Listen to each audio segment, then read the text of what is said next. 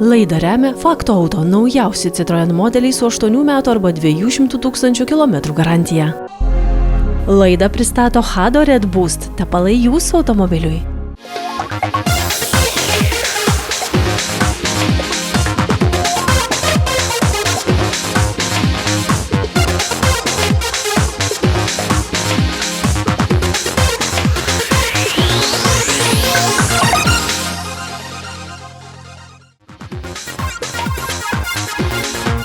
Autopilotė Egidijaus įspūdžiai vairuojant naująją Fiat Grande Panda. Ar šis modelis turi perspektyvų Lietuvoje?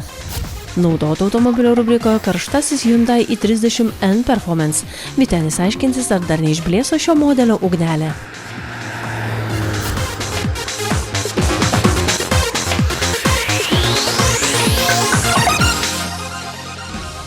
Labas rytas, autopiloto žiūrovai. Šiandien naudoto automobilio rubrika bus truputėlį karšta, nes joje papasakosiu apie trečios kartos Hyundai i30. Bet jeigu esate akylesni, tai pastebėjote, jog tai nėra paprastas Hyundai i30. Tai yra i30N, karštoji šio modelio versija. Tai karštasis hatchbackas, karštasis liftbackas arba kaip parašyta ant šio automobilio galo fastbackas. Visgi šis automobilis jau yra 6 metų amžiaus ir įveikęs beveik 70 000 km. Todėl pasižiūrėkime, kiek to karščio jame liko po tiek laiko ir tiek kilometrų kelyje.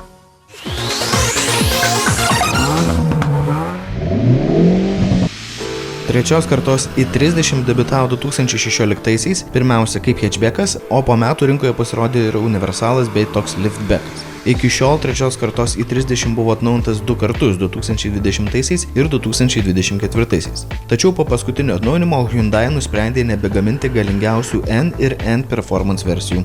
Taigi rinkoje neliko dar vieno sportiško ir smagaus kompaktiško modelio. Deja, bet tokia šių dienų realybė.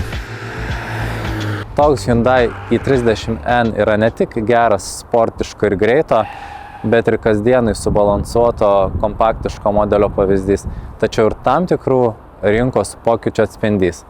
Tokios klasės vadinamųjų karštųjų hatchbackų naujų automobilių rinkoje praktiškai nebeliko, juos pakeitė crossoveriai arba elektromobiliai. Tad norintiems klasikinės komponuotės vis dažniau tenka rinktis iš to, ką siūlo naudotų automobilių rinka.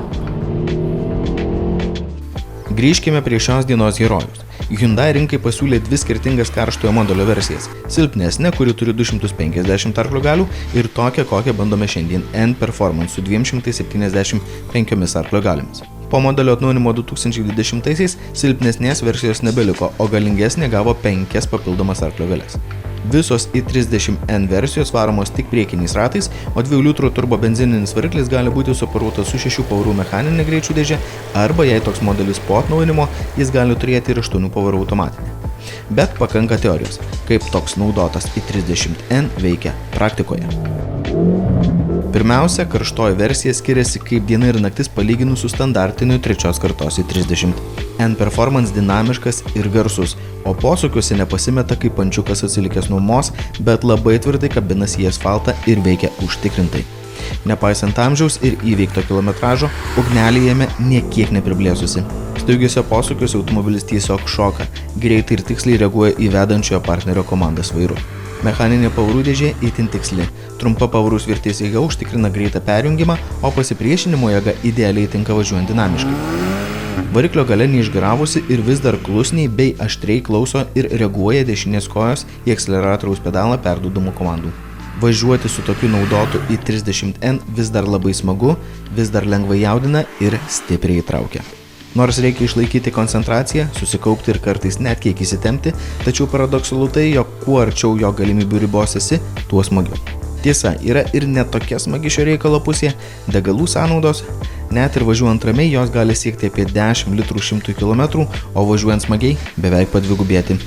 Tačiau tikrai verta. Visgi šis automobilis turi ir kitą pusę, kur kas solidesnė ir ramesnė, nes tai praktiškas liftbackas. Dėka adaptyvios važiuoklės vos vieno mygtuko paspaudimu iš kieto ir jaučiančio kiekvieną asfalto įtrūkimą i30N tampa racionaliu kasdieniu kompaktinės klasės automobiliu su pakankamai erdvės ant galinės sėdynės 2 keleiviams ir 450 litrų talpos bagažine. Kalbant apie Hyundai i30N interjerą, iš tikrųjų čia galime rasti tų tokių karštesnių, sportiškesnių akcentų. Pradėsiu nuo vairo, kuris tikrai labai malonus, labai puikia pozicija rankoms, jis visada išliks jūsų rankose. Taip pat norėčiau atkreipti dėmesį į 2 mygtukus čia esančius. Vienu galime pasirinkti važiavimo režimą, pavyzdžiui, Eko, normalų arba sportinį. Ir yra štai šis mygtukas su vėliavėle, kuris įjungia patį sportiškiausią i30N važiavimo režimą. Taip pat čia yra štai tokios puikios sportiškos sėdynės, kurios turi puikų šoninį prilaikymą ir galiu patvirtinti, važiuojant didesniu greičiu į aštresnius posūkius, kūnas juose laikosi pakankamai tvirtai ir užtikrintai. Na, šiuo atžvilgiu šis automobilis iš tikrųjų suteikia pakankamai daug pasitikėjimo ir daug geros emocijos. Visgi kalbant apie tuos įprastus dalykus, tai čia turime automatinę klimato kontrolės valdymo sistemą, šildomos sėdynės, šildomą vairą, standartinį lygiai tokį patį kaip ir kituose i30 modeliuose lietimų jautrų ekraną, tik vėlgi čia yra vienas papildomas ypatingas N-Mode mygtukas, kurį įsijungę mes ekrane galime matyti turbinos slėgį, realiuoju laiku, koks yra sukimo momentas ir arklio galios. Taip pat galime įsijungti laikmatį, su kuriuo galime matuoti, pavyzdžiui, įsibėgėjimą nuo 0 iki 100 km/h arba iki 110, 120 arba 140 arba tiek, kiek norim. Šis automobilis turi tam tikrų smagių žaisliukų, kurie tiesiog suteikia truputėlį daugiau šarmo ir malonumo ir leidžia pademonstruoti šio automobilio sportišką pusę. Visgi tai yra naudotas automobilis, įveikęs beveik 70 000 km ir čia turime tam tikrų dalykų, kurie tą išduoda.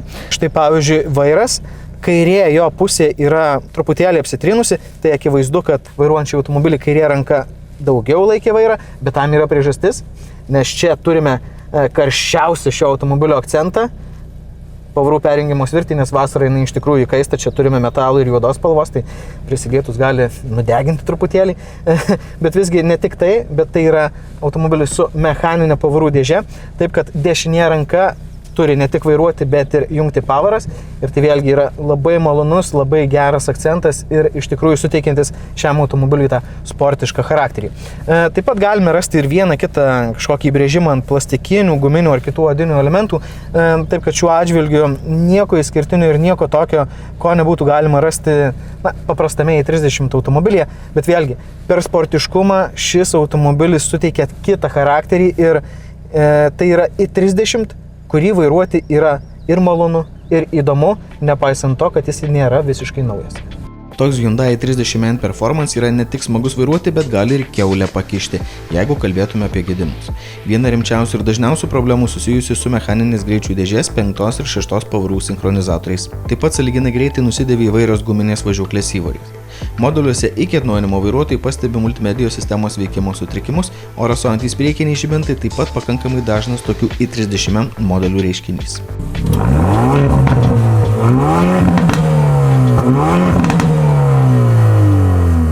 Jeigu savo kasdieniam vairavimui norite suteikti daugiau dinamikos, daugiau aštrumo, daugiau emocijos, tai šis Hyundai i30N yra automobilis, kuris būtent tai ir suteiks. Ir būtent šį, kurį bandau šiandien, jūs galite įsigyti iš longo.lt. Šiuo metu šio automobilio kaina yra 20 200 €.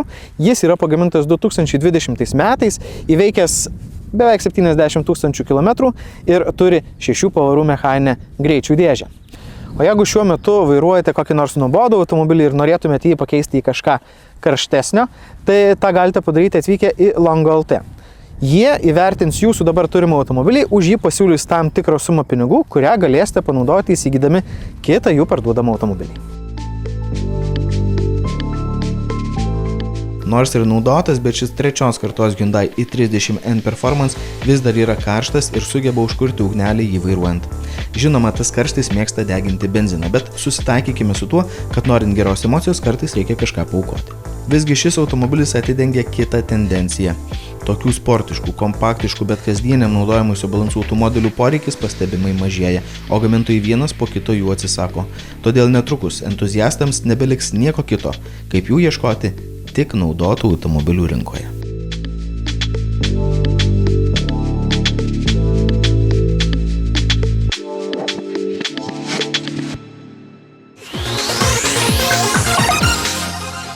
Laidą remia Fakto Auto, naujausi Citroen modeliai su 8 metų arba 200 000 km garantija. Laidą pristato Hado Red Boost, tepalai jūsų automobiliui. Laidą remia Fakto Auto, naujausi Citroen modeliai su 8 metų arba 200 000 km garantija. Laidą pristato Hado Red Boost, tepalai jūsų automobiliui.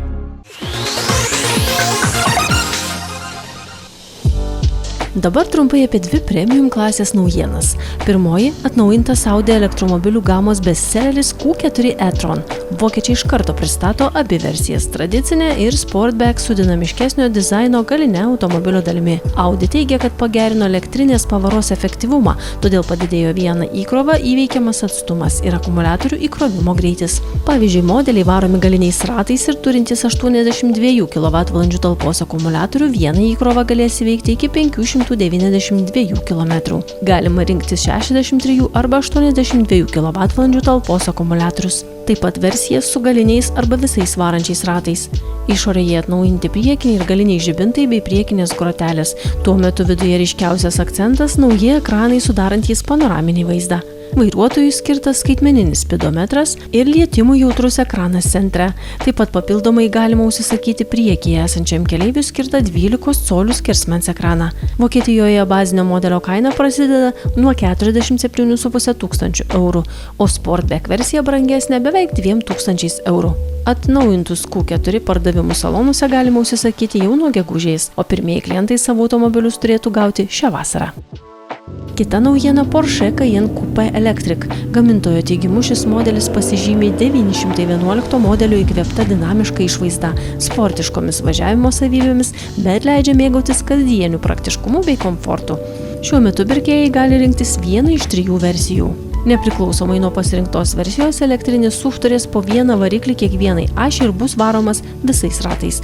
Gamintojas teigia, kad maksimalus vieną įkrovą įveikiamas atstumas sieks iki 669, bet nedetalizuoja, kuri versija pasižymi šiuo rodikliu.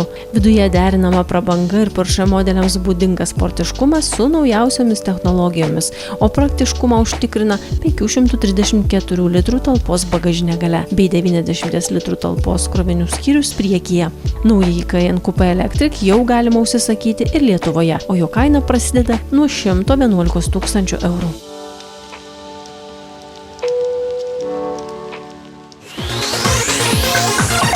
Labas rytas.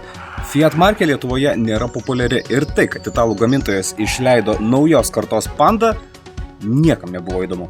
Bet dabar, kai atostogauju pietų Italijoje, galbūt verta pasižiūrėti į šį modelį iš kitos perspektyvos. Galbūt jis yra vertas dėmesio.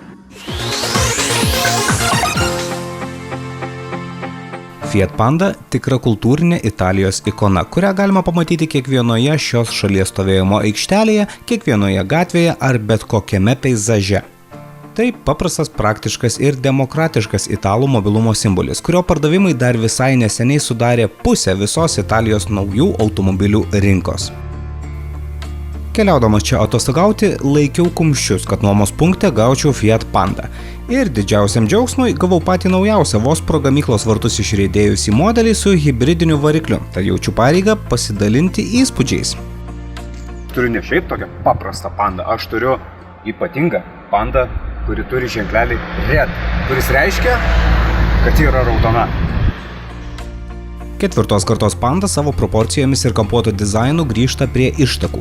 Ji išties primena 1980 metais pristatytą pirmos kartos Panda, tačiau kontrastingais elementais, žibintais iš pikselių, ji atrodo labai šiuolaikiškai. Puikus dizainas, su daug integruotų Panda ženklelių, atrodo moderniai žaismingai, tačiau kartu ir klasiškai. Naujos kartos Panda yra ne šiaip Panda. Ši Panda yra Grande Panda, didelė. Proporcijos labai klasikinės. Automobilis atrodo kompaktiškas, bet iš tiesų jis yra gerokai didesnis negu buvo anksčiau. Ir tai mane nustebino. Pasižiūrėkite į bagažinę. Lagaminai telpa gulsčiai, kuprinės daiktai. Viskas čia yra. Iš tiesų, labai daug vietos, netgi gale sėdėti taip pat patogu. Oi, atleiskit, butelį, atostogaujam. Grande Panda už ankstesnį modelį yra net 35 cm ilgesnė ir gerokai didesnė į visas puses, tad tai nebėra miniatiūrinis kibirėlis. Ištysęs iki 4 metrų ilgio, tai jau normalus B segmento žaidėjas. Kodėl Panda taip užaugo? Nes ji yra nebe Fiat, o Stellantis produktas, kuris dalinasi platformą ir techniniais sprendimais su tokiais modeliais kaip Citroën C3 ar Opel Frontera.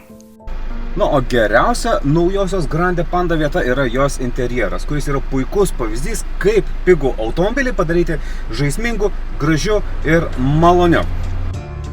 Pigaus automobilio salone dominuoja kietas plastikas, tačiau jis spalvingas, malonios faktūros, didelis dėmesys skirtas detalėms. Geltono stiklo panelė, ant kurios miniatiūrinis originalios Panda modeliukas, labai gražiai atspindi saulę ant pastelinės mėlynos spalvos interjero.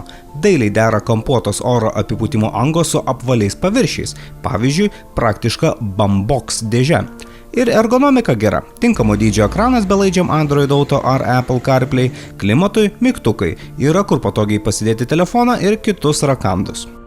Problemos šiame salone yra dvi. Pirmoji – labai platūs statramsčiai. Siaurose Italijos gatvelėse jie tikrai trukdo matomumui. O antroji problema yra ši Stellantis pavarų perjungimo svirtelė, kuri yra visose automobiliuose. Norint pasirinkti pavarą, važiuoti į priekį arba atgal, reikia stipriai spausti stabdį ir ją dar su užlaikymu paspausti. Ir jį iš karto neįsijungia. Ir kai tu važiuoji, nori parkuodamasis pasitaisyti, važiuoja, ir tada įjungia neutralią pavarą ir negali niekur pavažiuoti. Ir aš labai daug kartų keikiuosi dėl šitos nesąmonės ir panašu keiksiuosi toliau. Išvažiavus į kelią, Italijos demokratiško mobilumo simbolis didelio įspūdžio nedaro, bet kai lūkesčiai nėra dideli, tai ir nenuvilia. Fiat Panda važiavimo savybės? Itališkai neidealios, bet pakankamai normalios. Važiuoklė standi ir iš tiesų labai triukšminga, o vairas nėra itin tiklus, bet labai lengvas vairuoti, labai lengvas valdyti automobilis. Pats tas mažose siaurose gatvelėse ar štai tokiuose serpantinuose. Vairavau Grande Panda Hybrid, kurią į priekį varo 1,2 litro 3 cilindrų benzininis variklis suporuotas su elektros motoru, sukantis priekinius ratus per 6 pavarų automatinę transmisiją. Bendra galia 110 arklio galių. Jėgainė stebina gyvybingumu mieste, tačiau magistralėje, užmiestyje ar važiuojant kalnais dinamikos įspūdžio trūksta, nors galios tikrai pakanka. Degalų sąnaudos geresnės negu galbūt tikėtumėtės iš benzininio variklio, bet tikrai nereikėtų lyginti su Toyotos hibridais, pavyzdžiui. Tai šioje kelionėje man jis naudojo 6,5 litro benzino 100 km. Aišku, reikėtų atsižvelgti į tai, kad čia aš Italijoje stengiuosi važiuoti kaip tikras italas. Tai reiškia, į kelių eismo taisyklės žiūriu kaip į rekomendacinio pobūdžio leidinį, kaip nežūti keliuose. Grande Panda – puikus automobilis Italijoje. Jei keliausite atostogauti, rekomenduoju jį rinktis. Jis jau pakankamai didelis, kad jums nereikėtų spaustis ar kentėti klaustrofobijos viduje, tačiau dar ne toks didelis, kad jaustumėte stresą rangydamiesi siaurose Amalfo pakrantės keliukuose ar ankštose Neapolio gatvėse. Kai reikės agresyviai kovoti dėl pozicijos posūkyje į kairę, dinamikos bus, o klimato kontrolė leis išlaikyti šaltą galvą. Tačiau Lietuvoje mes važinėjame kitokiu eismu. Čia Italijoje, kur keliai siauri, o gamta yra labai graži, Fiat Panda puikiai tinka. Tai yra puikus automobiliukas ir ne veltui visi italai jį myli. Bet žinot, italai maitinasi makaronais, mes lietuviai šiauriečiai, kur šalta ir niauru, maitinamės cepelinais. Tai nebūtinai tas, kas tinka Italijoje, tiks ir Lietuvoje. Mes mėgstame solidesnius automobilius negu yra Fiat Panda, galbūt kiek didesnius ir kiek nuobodesnius. Kita vertus, galbūt toks automobilis kaip tik galėtų nuspalvinti mūsų gyvenimus. Lietuvoje Fiat Grande Panda taip pat yra parduodama. Toks kaip mano vairuotas hibridinis modelis kainuoja 25 000 eurų.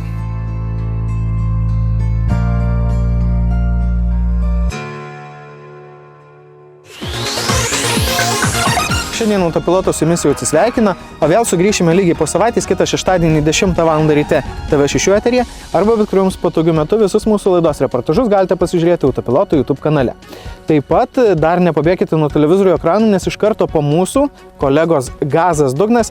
O pačiai pabaigai norėčiau pasakyti, kad Mėgaukimės vairavimu, bet tą darykime saugiai ir atsakingai. Iki.